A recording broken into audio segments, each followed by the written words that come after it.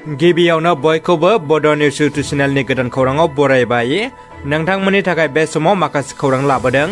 भिडिअखौ जोबजासे नायलांनो दाबाव आरो चेनेलाव गोदानब्ला अन्नानै साबस्क्राइब खालामना बेल आइकनआ अलाव होनानै ला आरो भिडिअखौ लाइक कमेन्ट शेयार खालामनो गुरै खावलायबाय। दानिया फैदो दिनैनि खौराङाव। गिबि खौराङाव दङ बड'लेण्ड मुलुगसोलोंसालिनि भाइस चेन्सेलर लाइस्राम लाद्दुसिंखौ होखारागौमानि आबसुनि सोमावसारनाया सोलिबाय थागोन। आसामनि रायजो बेंगिरिया आबसुनि दाबिखौ खोनासङाब्ला बड'लेण्ड मुलुगसोलोंसालिखौ बन्द खालामनो गोनां जागोन होनना एबसुनि आफादगिरि दिपेन बर'आ बुंदों। एबसुआ गाबोन बड'लेण्ड मुलुगसोलोंसालिनि भाइस चेन्सेलर प्रफेसर लाइस्राम लाद्दुसिंखौ मदद होग्रा साबा अफिसारफोरनि मुसुखा सावगोन। जर'खायै लाद्दुसिं मेहेरकान्ति चौधुरी, बिश्वरन्जन सामाल, एस.के. देब आरो बि.बि. मिश्रनि मुसुखा सावगोन। मख'नो गोनांदि बड'लेण्ड मुलुगसोलोंसालियाव गेना खान्थिजों लोब्बा गोनां प्रफेसर लाइस्राम लाद्दुसिंखौ बिबाननिफ्राय बोख्लायनाय एबसुआ गोबाव समनिफ्रायनो दाबि खालामबोदों। गाबोन अदेबानि 30 सेप्तेम्बर खालाराव बड'लेण्ड मुलुगसोलोंसालिजों लोगोसे बि.टि.सि.नि गंफ्रोमबो जिल्लायाव बड'लेण्ड मुलुगसोलोंसालिनि भाइस चेन्सेलर प्रफेसर लाइस्राम लाद्दुसिंखौ बिबाननिफ्राय बोख्लायनांगौनि दाबिजों एबसुआ धरना हाबाफारि लागोन। क'क्राझार जिल्लानि गसाइगावनि तामारहाटआव दावबायफैदों आसामनि मन्त्रि पीयूष हाजरिका बिथाङा। बिसायख'थिनि सिगाङाव बिजेपि दोलोआ रायजो राजाफोरनि सिगाङाव समायखिरा होनायफोरखौ मोनफा मोनफायै मावफुंनो लागासिनो। बेबायदिनो बिसायख'थिनि सिगाङाव गसाइगाव महकुमानि सिङाव थानाय तामारहाटआव गंगाथर दैसानि खुरखानायखौ होबथानो थाखाय बान्दो खोनानै होगोन होनना खोथा होदोंमोन। बेबायदिनो बे हाबाखौ मावफुंनानै होनो थाखाय दिनै नायदिंफैदों आसामनि मन्त्रि पीयूष हाजरिका बिथांजों लोगोसे बिटिआरनि गाहाय मावफुं सोद्रोमा प्रमद बर' बिथाङा। बिसायख'थियाव रायजो राजाफोरनि सिगाङाव होनाय समायखिराखौ रायजो सरकारा थाबैनो मावफुंगोन होनना मन्त्रि पीयूष हाजरिका बिथाङा बुंदों। फैगौ लकसभा बिसायख'थिनि गुदुं बार बारदों बिटिआरआव। गुबैयै बिटिआरनि मोननै राजखान्थि हान्जा इउपिपिएल आरो बिपिएफनि गेजेराव बाथ्रा दान्थेलायनाय दावहा सोलिदों बिटिआरआव। बिसायख'थिखौ नोजोर होनानैनो बिटिआरनि बेरेखा दोलो बिपिएफआ लान्ड्रि जयनिं हाबाफारि लादों। थांनाय बिस्तिबारखालिबो चिरांनि 18 नं मानास सेरफां बियाबनि बरफोथाराव बिपिएफनि मोनसे जयनिं हाबाफारि जानो थाङो। बे जयनिं हाबाफारियाव हाग्रामा महिलारिया बाहागो लानानै बुङोदि बिपिएफ हान्जायाव जायफोर जयेन जादों बियो नंखाय नङा, बियो सैथो। प्रमद बर' बायदि नंखाय जयनिंजों खालामा। बिथाङा बुंबावोदि जोंनि हाबाफारिया फ्लप श' जाया, ग्रेन्ड साक्सेससो जागोन। प्रमद बर'नियासो फ्लप श' जायो। गुबुन फारसेथिं बिटिआरनि गाहाय प्रमद बर'खौ चेलेन्ज खालामना बुङोदि मोनसे मेलाव हायोब्ला बिपिएफनिफ्राय इउपिपिएलआव 500-600 जयेन जानाय दिन्थि।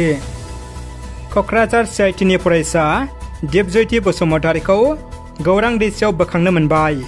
दैमायाव दुगैनो थांना मेलेम गोनां फरायसानि जिउ खहा। गौरां दैसायाव सिआइटिनि फरायसा दिपज्योति बसुमतारीनि जिउ खहा। बिस्तिबारखालि 5 रिंगासो समाव क'क्राझार सिआइटिनि फरायसा दिपज्योति बसुमतारीया गावनि लोगोफोरजों गौरां दैसायाव दुगैहैनो गबनानै जिउ गोमानाय दिपज्योति बसुमतारीनि जिउ गैयै देहाखौ दिनै फुंबिलियाव पुलिस बिफान आरो एसडि आरो बिफाना गोख्रों नागिरनायनि गेजेरजों बोखांनो हायो। गुवाहाटी मालिगाव रेलवे क्वार्टारनि थागिबि प्रदीप बसुमतारीनि फिसाज्ला दिपज्योति बसुमतारीया क'क्राझार सिआइटिआव डिप्ल'मा जोबथा बोसोरनि फरायसा होननानै मिथिनो मोननाय जादों। गौरां दैसायाव दुगैनो थांनायाव जिउ गोमानाय दिपज्योति बसुमतारीनि गोथै देहाखौ बोखांनो मोननाय थावनियाव बिटिआरनि गाहाय खुंगिरि प्रमद बर'जों लोगोसे क'क्राझार सानजा जनजाति बिधानसभा बियाबनि एमएलए लरेन्स इस्लारिया नुजाथियो आरो गोथौ दुखु मोननाय फोरमायो। दानिया फैदो गुबुन मोनसे खौराङाव। एनडिएफबिनि गायसनगिरि आफादगिरि रन्जन दैमारिखौ लाना गबिन्द बसुमतारीया बिबुंथि होदों। क'क्राझाराव गबिन्द चन्द्र बसुमतारीया रन्जन दैमारिखौ लाना बिबुंथि होदों। बिटिआरनि लेङाइ गाहाय मावफुं सोद्रोमा गबिन्द चन्द्र बसुमतारीया बुंदोंदि सुक्ति जाब्लानो मुक्ति मोनगोन बे नङा। रन्जन दैमारिखौ जोबथेसालियाव उदां खालामनांगौनि थाखाय आयेननि गेजेरजोंसो नांनांगौ।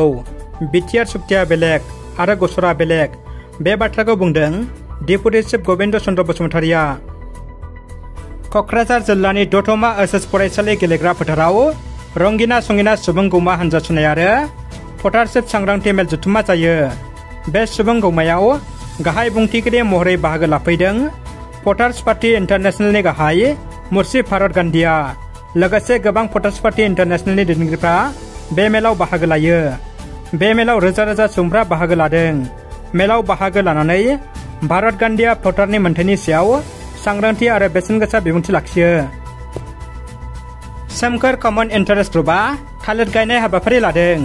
गलाघाट जिल्ला धोनसिरि महकुमानि गुबुन गुबुन गामिनि आबादारि आरो लाइमोनफोरखौ लानानै सोमखोर कमन इन्टारेस्ट ग्रुप मुंनि आबाद मावग्रा मोनसे गौथुम दानाय जायो।